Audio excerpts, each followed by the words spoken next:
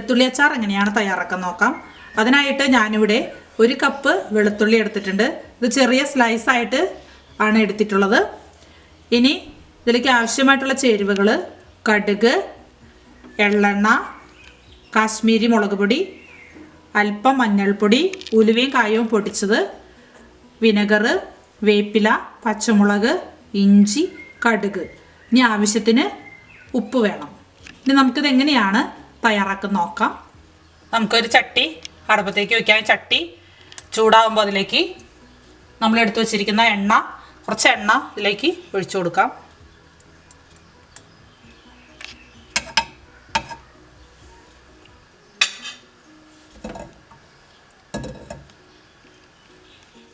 ഇതിലേക്ക് നമ്മൾ എടുത്തു വച്ചിരിക്കുന്ന വെളുത്തുള്ളി ആഡ് ചെയ്യാം.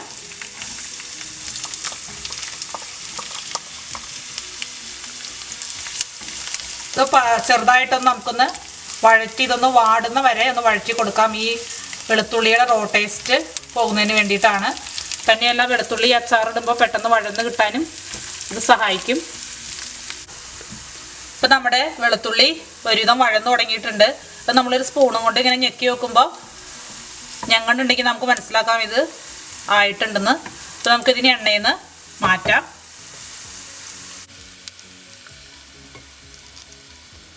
ഈ എണ്ണയിൽ തന്നെ കുറച്ചും കൂടി എണ്ണ ആഡ് ചെയ്യാം.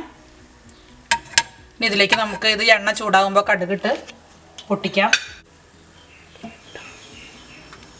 ഇതിലേക്ക് ആവശ്യത്തിന് കടുക് ഇട്ട് കൊടുക്കാം.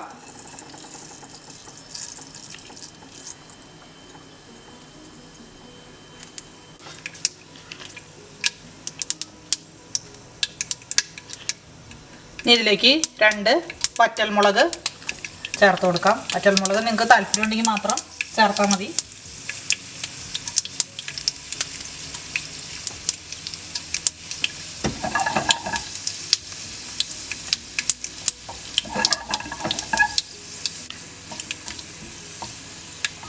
നമുക്കിതിലേക്ക് നമ്മൾ എടുത്ത് വെച്ചിരിക്കുന്ന ഇഞ്ചി ചേർത്ത് കൊടുക്കാം.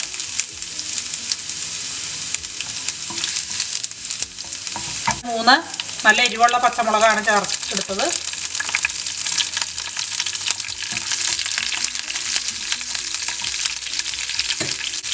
വേപ്പില,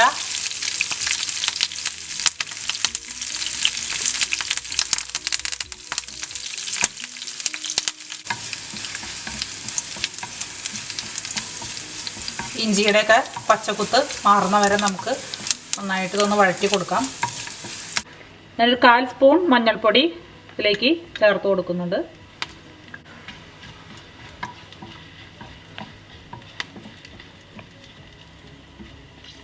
ഇതിലേക്ക് ഞാൻ 1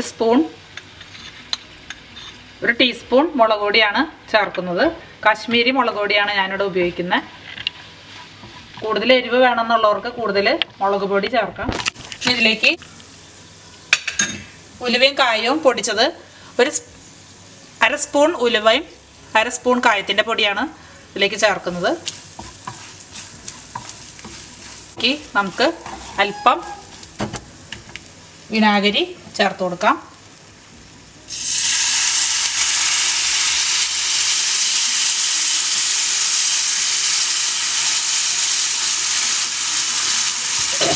നമ്മൾ എടുത്ത് വെച്ചിരിക്കുന്ന വഴറ്റി വെച്ചിരിക്കുന്ന വെളുത്തുള്ളി ഇതിലേക്ക് ആഡ് ചെയ്യാം.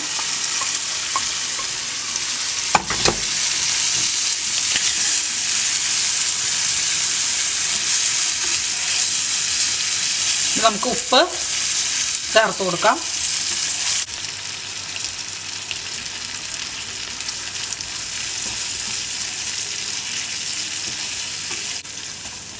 ഇതിലേക്ക് നമുക്ക് അല്പം ശർക്കര, നല്ലൊരു ടേസ്റ്റ് കിട്ടുന്നതിന് വേണ്ടിയിട്ടാണ് ശർക്കര. അത് ഓപ്ഷണലാണ്. ഞാൻ ഇൻഗ്രീഡിയൻസിൽ പറയാൻ വിട്ടുപോയി. ശർക്കര ഒരല്പം 2 നുള്ള് ഒരു വെള്ളത്തിൽ ചാലിച്ച് നമുക്ക് ഇതിലേക്കൊന്ന് ആഡ് ചെയ്യാം. ഒരല്പം ശർക്കര അല്പം വെള്ളത്തിൽ കലർത്തി നമുക്കിതൊന്ന് ആഡ് ചെയ്ത് കൊടുക്കാം.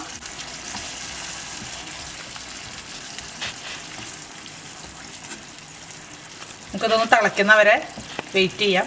നമുക്ക് അച്ചാറിൽ ഉപ്പുണ്ടോ എന്ന് നോക്കാം. ഉപ്പ് ആവശ്യത്തിനുണ്ട്. നിങ്ങൾക്ക് ഗ്രേവി കൂടുതൽ വേണമെന്നുള്ളവർക്ക് അല്പം വെള്ളവും കൂടി ചേർത്ത് മൂടി ലൂസാക്കാവുന്നതാണ്. അപ്പം കൂടി ചൊറുക്ക ചേർത്ത് കൊടുക്കുകയാണ്. പുളി കൂടുതൽ വേണമെന്ന് താല്പര്യമുള്ളവർക്ക് അവരവരുടെ ഇഷ്ടത്തിനനുസരിച്ച് ചൊറുക്ക കൂടുതൽ കുറവോ ചേർക്കാവുന്നതാണ്.